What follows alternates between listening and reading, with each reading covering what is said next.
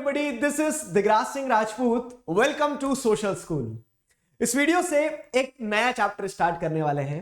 Class 10th history का chapter nationalism in India start करने वाले हैं. वो चैप्टर जिस चैप्टर का आप सभी को बेसब्री से इंतजार था, उस चैप्टर को स्टार्ट करने वाले हैं. जी हाँ, ये जो चैप्टर है ना, ये अपने आप में जैसे क्लास 10th का टर्म टू एग्जाम जो होना है, उस टर्म टू एग्जाम में एक अकेला इकलौता चैप्टर जो है वो जो आ रहा है हिस्ट्री से 10 नंबर का वेटेज लेकर चल रहा है, वो है नेशनलिज्म इन इंडिया.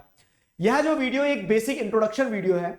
मैं आपको इसमें चैप्टर की थीम बताने वाला हूं. देखो, एज सच कोई टॉपिक पढ़ेंगे नहीं, लेकिन इस वीडियो से आपको पूरी की पूरी पिक्चर समझ में आ जाएगी, बड़ी पिक्चर समझ में आएगी कि आखिर चैप्टर है किस बारे में, क्या चैप्टर है, कौन कौन से टॉपिक्स पढ़ने वाले हैं और थीम क्या है चैप्टर की. वो सारी चीजें आपको इस वीडियो में क्लियर हो जाएगी.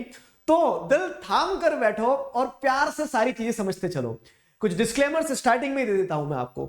आराम से पढ़ेंगे, एक एक चीज पढ़ेंगे, और ये मेरा वादा है कि ये पूरा वीडियो देखने के बाद में आपको फिर से सोचना भी नहीं पड़ेगा इस चैप्टर में किसी भी चीज को लेकर कि ये समझ नहीं आया, फिर ये सवाल रह गया. I promise you this.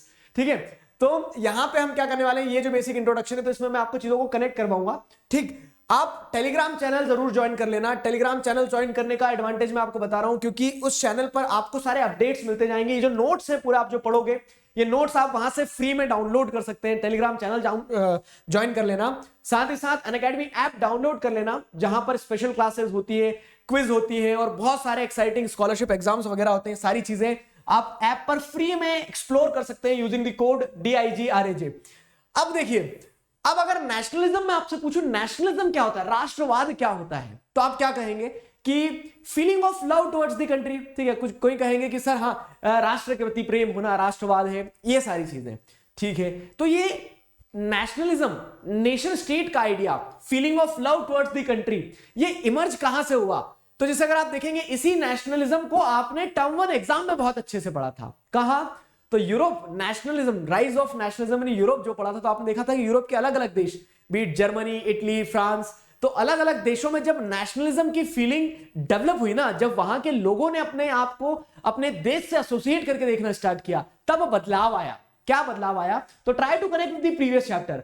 आप नेशनलिज्म के आइडिया को पिछले चैप्टर में बहुत अच्छी तरह से पढ़ चुके हो. आपने देखा कि फ्रांस में जब नेशनलिज्म की फीलिंग स्टार्ट होती है, या फिर देखते हैं कि फ्रांस में जब लोग एकजुट होते हैं राष्ट्र को आजाद करवाने के लिए, मोनार्की से एब्सोल्यूट मोनार्क को हटाने के लिए, तब बदलाव आता है. तब क्या देखने को मिलता है आपको, एक नेशन स्टेट का आइडिया इमर्ज होता है. नेशन स्टेट क्या होता है, मतलब कि देखो, फ्रांस अंडर द मोनार्की किस टाइप से था कि रात में राजा सोया, सुबह उठा, राजा की इच्छा हुई कि मुझे टेरिटरी बढ़ाना, उसने हमला किया बाजू वाले के पास, लो भैया फ्रांस बड़ा हो गया.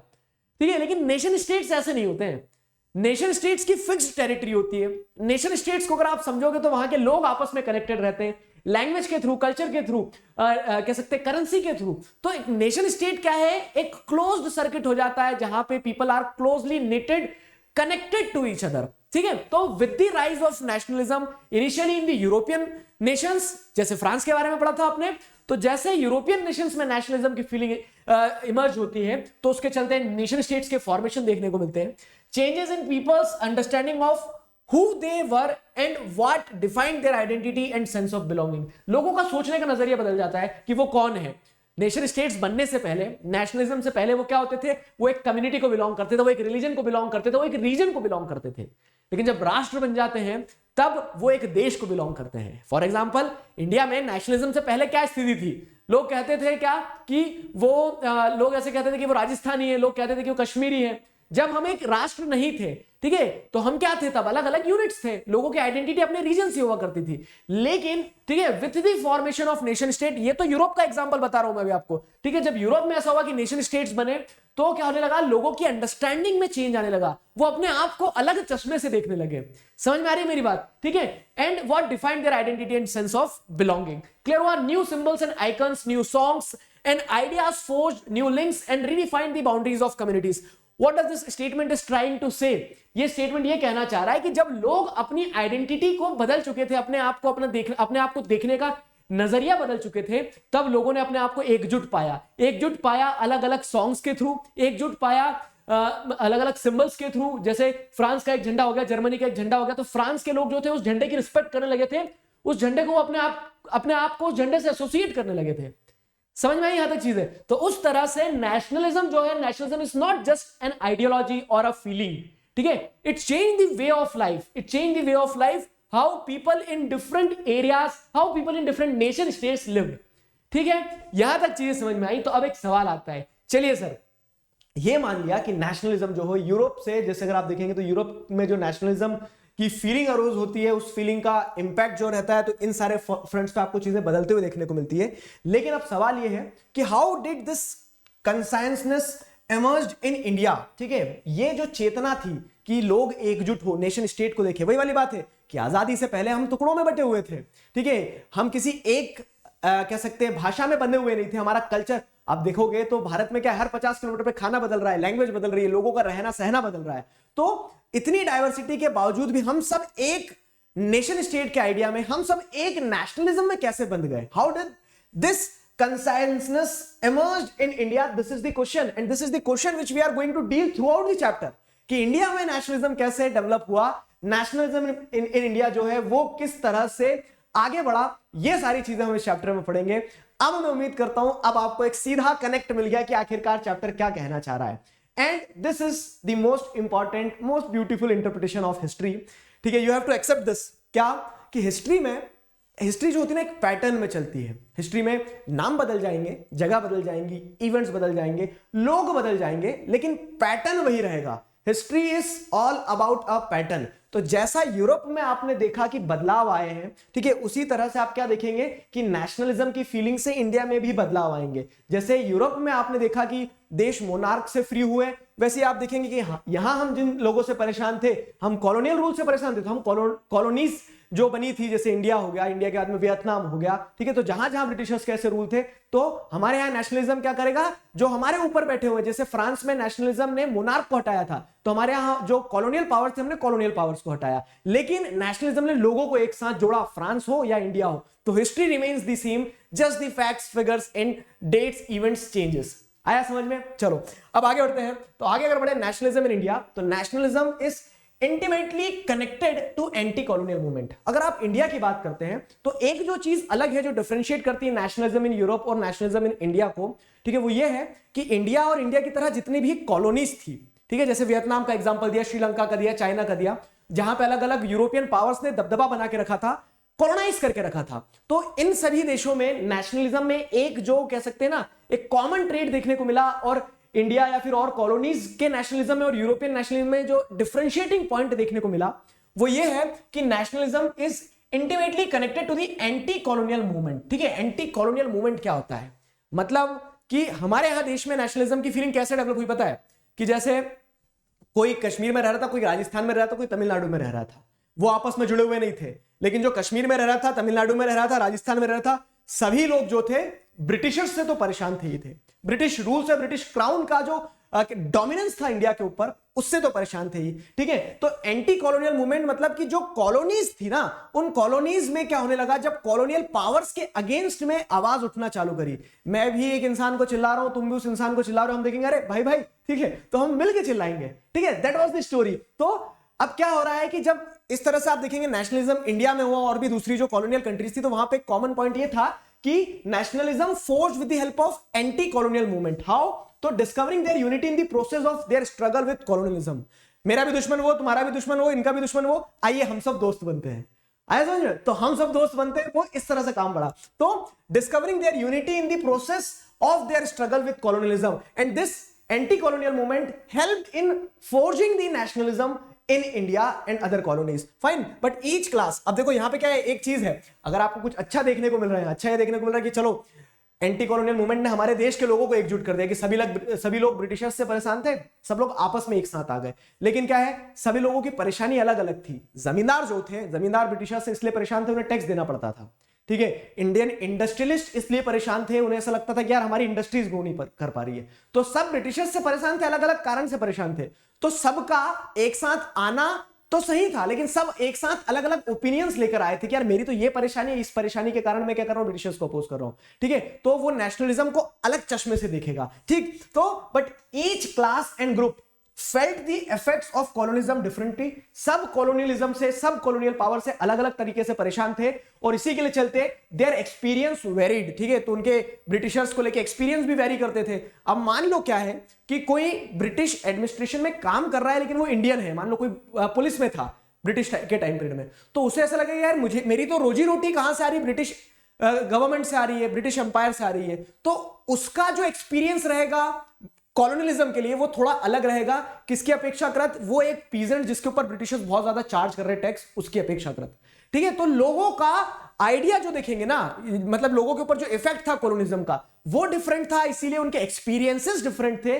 There notions for freedom was also always not the same, ठीक है। तो सबके आइडिया जो थे फ्रीडम को लेके, किसी के लिए फ्रीडम ये था, आप पढ़ेंगे आगे चैप्टर में, कि जो प्लांटेशन वर्कर थे, क्योंकि ब्रिटिशर्स ने उन्हें उन प्लांटेशन फील्ड्स में बांध के रखा था एक तरह से, मतलब कि यहीं रहोगे तुम, तो उनके लिए आजादी का मतलब ये था कि इस प्लांटेशन फील्ड से बाहर निकल जाए हम, बस वही आजादी है, ठीक है। तो सभी के जो डिफरेंट ग्रुप्स थे जो एक साथ आके देश बनाएंगे, नेशनलिज्म की फीलिंग जो अलग अलग ग्रुप्स को जोड़ेगी, वो बात सही है कि जोड़ेगी, लेकिन हर ग्रुप का अलग अलग नोशन था फ्रीडम को लेकर, ब्रिटिश गवर्नमेंट के साथ एक्सपीरियंस अलग अलग था, ठीक है। अब यहां पे एक सवाल ये उठता है, then how did the Indian national movement became unified. अब जब सबका अलग अलग नोशन था, सबके अलग अलग कह सकते हैं समस्याएं थी, सबका नेशनलिज्म को लेकर आइडिया अलग अलग था, तो फिर ये नेशनलिज्म यूनिफाइड कैसे बना, नेशनलिज्म एक यूनिफाइड मूवमेंट कैसे बन गया, दिस इज द क्वेश्चन, ठीक है। बनाना क्वेश्चन समझ में आया। तो इस सवाल का जवाब पता क्या है, कि माना कि सबका फ्रीडम को लेकर जो आइडिया था वो अलग अलग था, लेकिन वही वाली बात है कि सबका दुश्मन तो एक ही था, सब परेशान तो कॉलोनियलिज्म थी, सही थे। और साथ में क्या होगा कि जब कोई ये एहसास दिला दे कि तुम्हारा गोल अलग हो सकता है, मतलब गोल इन द सेंस क्या है कि तुम्हारा रास्ता अलग हो सकता है, लेकिन मंजिल तो वही है।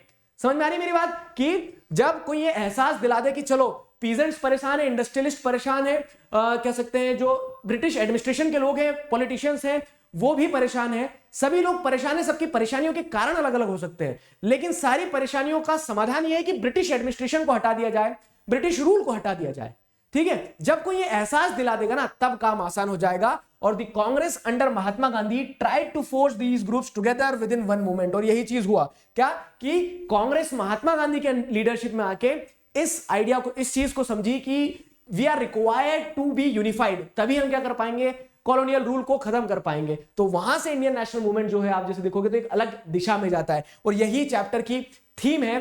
थीम को बहुत अच्छी तरह से समझ लेना। देखो, आपने आज तक जितनी हिस्ट्री पढ़ी है, मैं मान के चल रहा हूं कि क्लास 10th के बच्चे जो वीडियो देख रहे हैं, तो आप लोगों ने जो अभी तक एकेडमिक पर्सपेक्टिव से हिस्ट्री पढ़ी है 6th 7th 8th की, तो 6th आप चालू कहां से करा आपने, इंडस वैली सिविलाइजेशन से। हिस्ट्री पढ़ते पढ़ते आप कहां तक आ गए थे, आप आ गए थे 1920s तक, ठीक है। तो थीम ऑफ द चैप्टर क्या है, कि जैसे ये हमारा ये जो चैप्टर है, ठीक, तो इस चैप्टर को अगर आप समझेंगे तो इस चैप्टर के पहले तक की आपने बहुत सारी चीजें पढ़ चुकी है, ठीक है। तो आपने इंडियन हिस्ट्री की अगर बात करो तो इंडियन हिस्ट्री में आपने इंडियन नेशनल कांग्रेस का फॉर्मेशन, एक्सट्रीमिस्ट, बाल गंगाधर तिलक, ये सारी चीजें क्लास 8 की हिस्ट्री में पढ़े हो, ठीक है। तो यहां तक की हिस्ट्री जो है ना, हम कह सकते हैं क्या 1915 में आपको प्रिसाइजली बताऊं तो 1915 तक की हिस्ट्री आप पढ़ चुके हो कि इंडिया में किस तरह से इंडियन नेशनल मूवमेंट अनफोल्ड हो रहा था। अब ये जो चैप्टर की थीम है ना, ये चैप्टर की थीम कहां से चालू होती है, जब महात्मा गांधी इंडिया में आते हैं। तो स्पेसिफिकली चैप्टर की अगर थीम आप देखोगे तो ये मतलब क्या कह सकते हैं, हिस्ट्री आफ्टर, ठीक है, हिस्ट्री आफ्टर महात्मा गांधी, ठीक है। हिस्ट्री आफ्टर महात्मा गांधी जो है उस चीज पे ज्यादा रिलाय करता है कि हाँ, महात्मा गांधी के आने के बाद में कैसे चीजें बदली है, ठीक है। महात्मा गांधी के आने के बाद में जो इंडियन नेशनल मूवमेंट में बड़े बड़े मूवमेंट्स थे, जैसे बड़ी बड़ी मूवमेंट्स कौन कौन सी थी, तो एक नॉन कॉपरेशन मूवमेंट जो है, ठीक है, नॉन कॉपरेशन मूवमेंट, एक सिविल डिसओबीडियंस मूवमेंट, साथ ही साथ में आप एक छोटा सा क्विट इंडिया मूवमेंट का ओवरव्यू जरूर देखोगे, क्विट इंडिया मूवमेंट का एक ओवरव्यू जरूर देखोगे इस चैप्टर में। तो ये जो सारी चीजें हैं ना, ये सारी चीजें इस चैप्टर की थीम है। समझ में आई मेरी बात। तो अब आप ये देखेंगे कि कैसे जो इंडियन नेशनल मूवमेंट जो कि कह सकते हैं कि अलग अलग फ्रैक्शंस में बटा हुआ था, उसको यूनिफाई महात्मा गांधी ने कैसे किया। जो दो मेजर मूवमेंट्स हैं वो इंडियन नेशनल मूवमेंट के, non cooperation movement, civil disobedience movement, ये दोनों मूवमेंट्स क्या हैं, इनके बारे में आप इस चैप्टर में पढ़ने वाले हो। बिलीव मी, बहुत मजेदार चैप्टर होने वाला है। जी हाँ, बहुत मजेदार। और अच्छी चीज क्या है, जैसे यूरोप वाला जो चैप्टर था, तो कुछ बच्चों को ऐसा लग रहा था कि सर हो गया वहां पे जो होना था, हमें क्यों पढ़ा रहे हैं, लेकिन ये इंडियन नेशनल मूवमेंट है मेरी जान, ठीक है। तो यहाँ पे आपको मजा आएगा, ठीक है, आप रिलेट कर पाओगे कि यार ये तो हमारे देश में हुआ है, ठीक है। तो बोलते हैं ना, अपनापन जो है वो ज्यादा लगेगा इस चैप्टर में। तो मिलके पढ़ेंगे साथ में, बहुत मजा आएगा। What we are going to study in this chapter, तो देखो मैं आपको एक ब्रॉडली एक ओवरव्यू दे देता हूं। तो हम पढ़ेंगे दी फर्स्ट वर्ल्ड वॉर, ठीक है, खिलाफत एंड नॉन कॉपरेशन मूवमेंट। तो फर्स्ट वर्ल्ड वॉर ने किस तरह से इंडियन नेशनल मूवमेंट को मजबूत किया, खिलाफत मूवमेंट क्या है, नॉन कॉपरेशन मूवमेंट जो है उसका फाउंडेशन जो है वो फर्स्ट वर्ल्ड वॉर, खिलाफत मूवमेंट, रॉलेट एक्ट, इसके चलते तैयार होता है। महात्मा गांधी के, मतलब जिसमें कह रहा हूं ना कि आप थीम में क्या लेके चलोगे कि महात्मा गांधी के आने के बाद में इंडियन नेशनल मूवमेंट कैसे आगे बढ़ा। तो महात्मा गांधी ऐसा क्या लेके आए थे अपने साथ, आइडिया ऑफ सत्याग्रह, वो क्या है, Rowlatt act, why non cooperation movement, ठीक है। तो जो बैकग्राउंड की बात करूं, जलियांवाला बाग इंसिडेंट हो गया, खिलाफत इशू हो गया, वो सारी चीजें, बैकग्राउंड जो है कि जो पहला बड़ा मूवमेंट कंट्री में लॉन्च किया जाता है नॉन कॉपरेशन मूवमेंट, उसके पीछे का बैकग्राउंड आप इस टॉपिक में पढ़ लेंगे पूरा, ठीक है। एक एक करके पढ़ेंगे सारे टॉपिक को, जैसे बुक में एक एक टॉपिक दिया है वैसे एक एक टॉपिक पढ़ेंगे, अच्छे से पेशेंटली पढ़ेंगे। थोड़ा सा समय जरूर लूंगा मैं, लेकिन मैं आपसे वादा कर रहा हूं कि मजा आ जाएगा, ठीक है। मजा आ जाएगा इन द सेंस कि सारे टॉपिक्स आपको एकदम क्रिस्टल क्लियर हो जाएंगे, फिर ये नहीं रह जाएगा कि यार पढ़ना बचा है चैप्टर, ठीक है, वो वाली बात है। तो डिटेल में पढ़ेंगे, अच्छे से पढ़ेंगे। तो ये आपने बैकग्राउंड समझ लिया कि नॉन कॉपरेशन मूवमेंट का बैकग्राउंड क्या रहा। अब वो जो नॉन कॉपरेशन मूवमेंट था, तो जैसे आपको हिंट दिया मैंने कि इंडियन नेशनल मूवमेंट की, इसको कह लो कि ये गुलदस्ता बनाया हुआ था या सिरदर्द था कि सबके अलग अलग नोशन थे। तो what were the differing strands with in the movement. तो नॉन कॉपरेशन मूवमेंट टाउन्स में किस तरह से अनफोल्ड हुआ, ठीक है, कंट्री साइड, ग्रामीण क्षेत्रों में, तो ग्रामीण क्षेत्रों में भी ट्राइबल पॉपुलेशन ने और जो रूरल एरिया के लोग हैं उन लोगों ने कैसे मूवमेंट को समझा, प्लांटेशन वर्कर्स ने कैसे मूवमेंट को समझा, नॉन कॉपरेशन मूवमेंट को कॉल ऑफ क्यों करना पड़ा, तो वो सारी चीजें हम इन वीडियोस में समझेंगे, ठीक है। तो नॉन कॉपरेशन मूवमेंट हो गया। नॉन कॉपरेशन मूवमेंट के बाद में अब आते हैं सिविल डिसोबीडियंस। तो ऐसा थोड़ी ना कि आज नॉन कॉपरेशन खत्म हुआ कल सिविल डिसोबीडियंस, एक गैप रहा है। तो वो टुवर्ड्स सिविल डिसोबीडियंस मूवमेंट में क्या, उस गैप पीरियड में क्या हो रहा था, जैसे 21 से आप 29 तक जाओगे तो वो खाली जो 8-9 साल रहे उसमें क्या देश में डेवलपमेंट्स हो रहे थे। सॉल्ट मार्च, ठीक है, and the civil disobedience movement. Dandi march के बारे में बचपन से सुनते आए हो, आज पढ़ोगे, ठीक है, अच्छे से पढ़ोगे इस चैप्टर में। तो the salt march and the civil disobedience movement, how participants saw the movement. अब जैसे नॉन कॉपरेशन मूवमेंट में अलग अलग डिफरेंट स्ट्रैंड्स थे, वैसे ही सिविल डिसोबीडियंस मूवमेंट में भी विमेन का अलग पर्सपेक्टिव था, इंडस्ट्रियलिस्ट का अलग पर्सपेक्टिव था, पीजेंट्स का अलग पर्सपेक्टिव था, वर्कर्स का अलग पर्सपेक्टिव था, ठीक है। और इसी के चलते जब अलग अलग पर्सपेक्टिव थे तो कुछ लिमिटेशन भी रही मूवमेंट की, ठीक है। तो सिविल डिसोबीडियंस मूवमेंट की कुछ लिमिटेशन भी रही, वो भी हम पढ़ेंगे। तो पूरा सिविल डिसोबीडियंस मूवमेंट इस टॉपिक में हो गया, ठीक है। तो ये हिस्ट्री वाला पार्ट हो गया, ये हिस्ट्री वाला पार्ट हो गया। फिर यहां जो टॉपिक्स है, ये तीन छोटे छोटे 3 टॉपिक हैं। तो सेंस ऑफ कलेक्टिव बिलोंगिंग में क्या है कि देश आजाद करवा दिया सबने, इसका मतलब आप देश नहीं बन गए, देश बना जाता है दिल से, देश बना जाता है दिल से। तो लोगों के अंदर वो सेंस ऑफ कलेक्टिव बिलोंगिंगनेस कैसे डाली गई, ठीक है। लोग एकजुट जो हुए तो वो सिर्फ इसलिए नहीं हुआ कि सबको ब्रिटिशर्स के अगेंस्ट में लड़ना था, वो आपस में भी एक दूसरे से कनेक्टेड महसूस करते थे। वो कैसे महसूस करते थे, वो सेंस ऑफ कलेक्टिव आइडेंटिटी कैसे फोर्ज की गई, वो सारी चीजें हम इस टॉपिक में पढ़ेंगे। कंक्लूजन होगा और लास्ट में एक बॉक्स में क्विट इंडिया मूवमेंट के बारे में थोड़ी सी डिटेल दी गई है, वो भी हम पढ़ेंगे। तो ये पूरा चैप्टर का मैदान है, ठीक है। ये सारे टॉपिक्स जो है हम पढ़ने वाले हैं। मैं उम्मीद करता हूं कि आप सभी लोग मिलकर पढ़ेंगे, ठीक है, मेरे साथ, और काफी मजा आएगा। तो अभी के लिए साइन ऑफ करते हैं, नेक्स्ट वीडियो से पहला टॉपिक उठाएंगे फर्स्ट वर्ल्ड वॉर वाला। तब तक के लिए साइन ऑफ करते हैं इस चीज के साथ, together we can, we will. Thank you very much.